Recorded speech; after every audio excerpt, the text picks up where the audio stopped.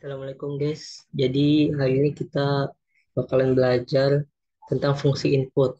Mungkin kemarin, mungkin yang sebelumnya itu teman-teman belum terlalu paham tentang apa itu fungsi input.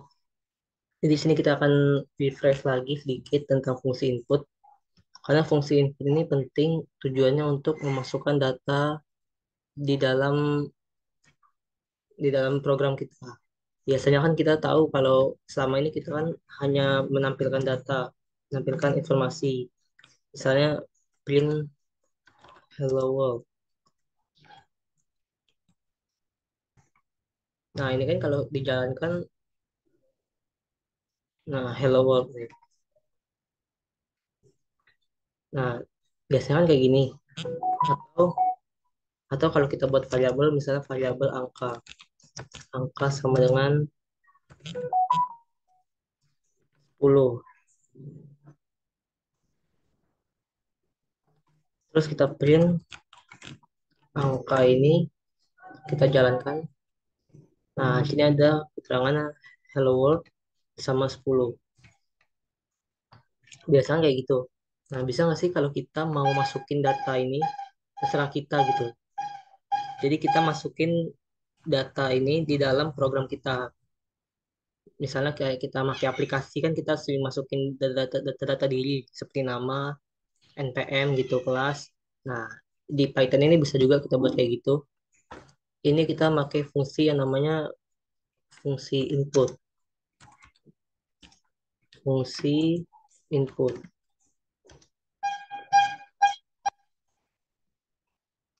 Fungsi input ini digunakan untuk memasukkan data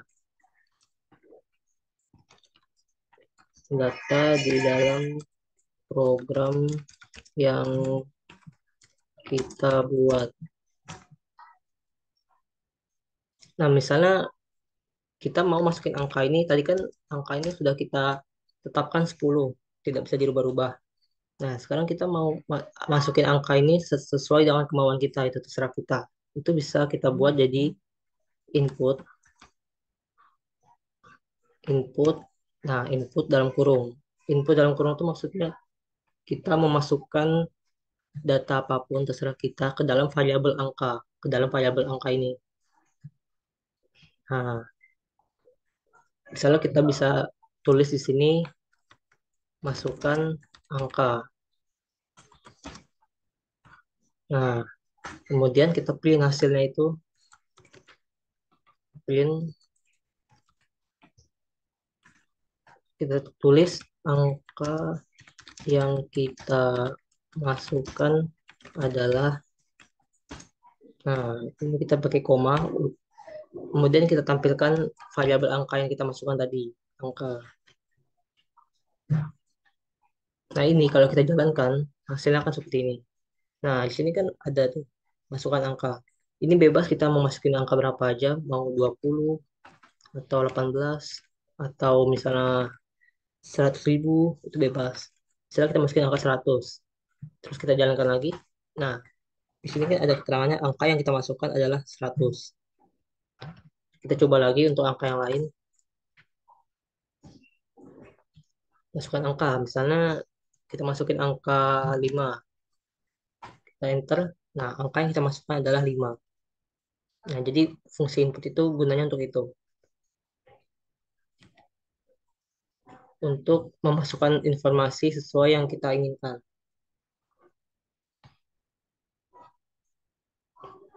Tapi di sini kan 5 ini apa ya? 5 ini belum tentu angka gitu, belum tentu sebuah bilangan. 5 ini bisa bilangan, bisa integer. Bisa bilangan, bisa string. Jadi gimana caranya kalau kita memasukkan angka yang sudah pasti dia itu bentuknya angka, entah itu integer atau floating point, bilangan desimal. Nah, di sini kita bisa, sebelum input ini, kita bisa taruh di sini, kita ketik integer, kemudian di belakang kita tambahkan lagi. Nah, maksud dari integer input ini maksudnya adalah angka yang kita masukkan di sini itu nilainya adalah integer, pasti integer, tidak akan bernilai string, tidak akan berbentuk string. Kita coba lagi, atau tidak bisa diklik.